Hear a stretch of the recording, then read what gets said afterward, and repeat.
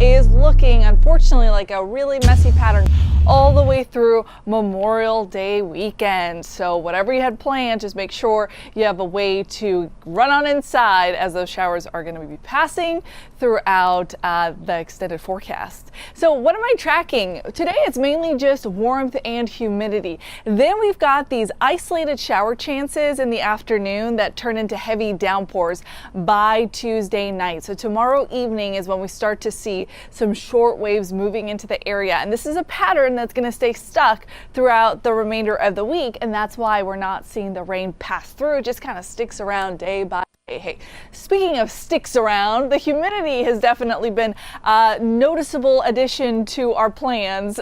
It was the unwanted guest for me this weekend, and unfortunately we continue to pump in a lot of humidity from that Gulf breeze. Look at these wind speeds. These are sustained winds, not wind gusts. So the wind is cranking out at 26 miles an hour for IAH, 22 for Galveston, Pearland, Angleton, up to 88 with a strong breeze at around 20 miles an hour. That is definitely making it feel a lot warmer than it actually is. So compare the actual air temperatures to the feeling on your skin with all that humidity. It's 84 at Hobby Airport and it feels like 91.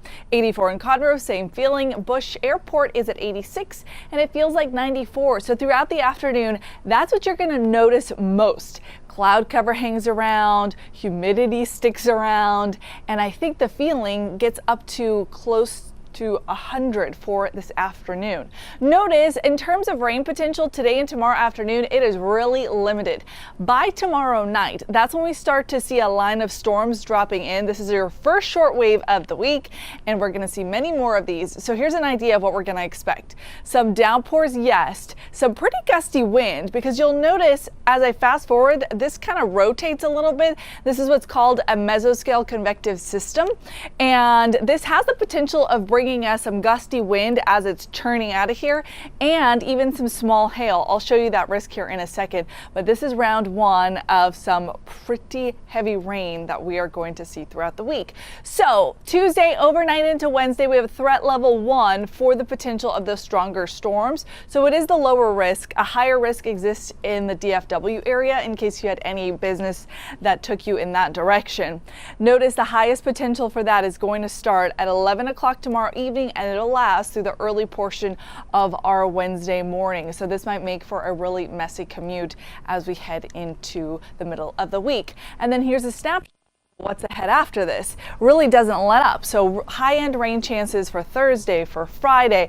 Every single day we've got the potential of some localized street flooding, because we'll see some widespread 2 to 4 inches by the time the week is all said and done. And on the higher end, some of us could wind up with maybe 6 to 7 inches of rainfall. And yes, this takes us all the way into the weekend. Now, like I said, there's a chance for localized street flooding pretty much every day this week, but I do want to highlight one day so you have this kind of top of mind.